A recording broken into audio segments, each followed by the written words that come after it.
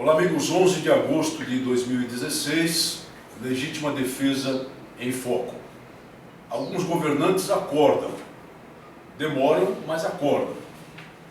Uma notícia muito interessante que temos a divulgar é que o presidente da República Tcheca, anteriormente um desarmamentista juramentado, o senhor Miloš Zeman, mudou completamente de posição e veio a público através de um site tcheco, com um noticiário repercutido, entre outros sites, pelo Breitbart News, que tivemos o cuidado de verificar em 3 fontes diferentes, para dizer que, tendo em vista o que acontece na Europa, com ameaça real, presente o tempo todo do terrorismo, não há outra maneira de que os governantes entendam a segurança europeia, além de todas as medidas que o Estado pode tomar, senão permitindo aos cidadãos que se armem para a sua defesa própria, que portem até armas de fogo para a defesa própria, defesa dos ambientes que frequentam, defesa do lar, defesa dos locais de trabalho. Então, o senhor Miloš Zeman acordou finalmente.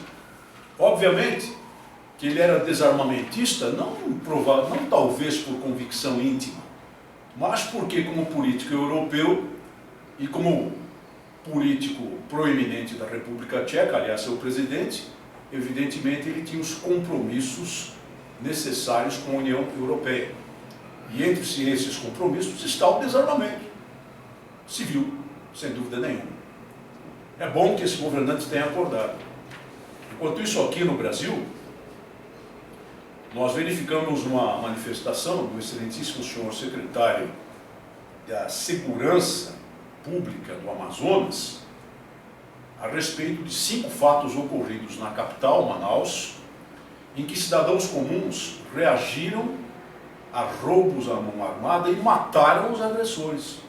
5 casos em curto espaço de tempo, em que os cidadãos, já desesperados, já descrentes no aparato público de segurança, reagiram a roubos à mão armada, 2 deles em transporte público e outros em estabelecimentos comerciais, e mataram os agressores.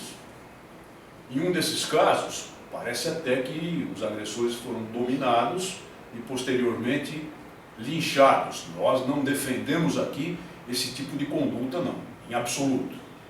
Nós entendemos que, uma vez dominado o agressor, ele tem que ser conduzido à autoridade policial para que sejam tomadas as medidas legais, muito embora seja ridícula e fraca a lei brasileira, penal, processual também, mas principalmente de execução penal em relação a tais fascículos. Seria melhor que o senhor secretário de Segurança Pública fizesse o melhor dos seus esforços para melhorar a área de atuação da sua pasta. E nós reconhecemos o trabalho dos policiais, mas sabemos perfeitamente bem que os policiais, especialmente os policiais de rua, vivem hoje sob pressão política que impede, muitas vezes, que eles deem o melhor de si no cumprimento do seu dever. Então ganharia mais o povo do estado do Amazonas, em especial da capital Manaus, se esse homem parasse de falar bobagens e tratasse de trabalhar com mais afinco, prestando segurança pública à população e não fazendo proselitismo político. Felizmente, senhor secretário, verificamos que no nosso Brasil nem todas as pessoas estão acovardadas, nem todas as pessoas aceitam ser encurraladas pelo poderio do crime, e algumas delas ainda mostram disposição e capacidade de autodefesa, apesar de tudo o que acontece em termos da draconiana lei, que é o Estatuto do Desarmamento, e das normas administrativas acima à lei e contra essa lei, que acabam impedindo as pessoas de ter sequer uma arma de porte para a defesa do seu lar.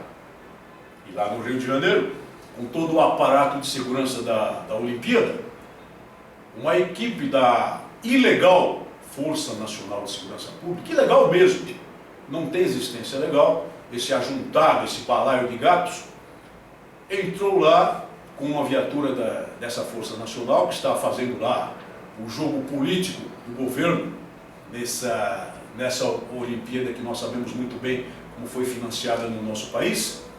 Entrou por acaso lá numa quebrada do complexo de favelas da Maré e foi recebida a bala pelos traficantes locais. Um soldado da Polícia Militar de Roraima, que faz parte desse ajuntamento ilegal, gravemente ferido, praticamente entre a vida e a morte, com um tiro de fuzil na cabeça. Um capitão da Polícia Militar do Acre, ferido também, e mais um outro componente dessa força, que muito provavelmente é um policial militar também, a imprensa não divulgou, levemente ferido. Parece que se esqueceram de dizer a esses componentes da tal Força Nacional que o acordo de tranquilidade para que a Olimpíada funcione bem aos olhos do mundo é só na orla. É só nos ambientes olímpicos, é só nos centros de afluxo de pessoas para as competições olímpicas. E não para os lugares onde quem manda é o bandido. Naquela política torpe de segurança pública, baseada em falsas premissas, falsas promessas, especialmente aquelas das chamadas unidades de polícia pacificadora, patrocinadas pelos conhecidos governantes do Rio de Janeiro e pelo seu fraco secretário de Segurança Pública. Esqueceram-se de dizer isso a eles, muito provavelmente. E as coisas continuam nessa batida em nosso país, em que as pessoas têm dificuldade ou impossibilidade até de comprar uma pistola para a sua própria defesa. Certamente, senhoras e senhores, o fuzil de assalto, provavelmente foi de calibre 7,62 milímetros, utilizado pelo traficante para atingir esse policial militar a que me referi, foi comprado numa loja da esquina, não é? Certamente podem esses bandidos ir a uma loja qualquer, aliás, lojas de armas que nem existem mais no Rio de Janeiro, e comprar uma arma desse porte e desse poder de fogo. Não é? Chega a ser risível isso, e dá vontade até de vomitar. Esse poder não está completamente apeado no nosso Brasil. Grande parte dele foi apeado e será definitivamente apeado agora no final de agosto, quando finalmente ocorrer o impeachment de Rousseff. Mas os parceiros dele continuam nos gabinetes. E é contra eles, em defesa do direito das pessoas de bem, a sua própria defesa, a defesa de seu lar, que nós continuaremos aqui a combater. Muito obrigado por sua atenção e até o nosso próximo programa.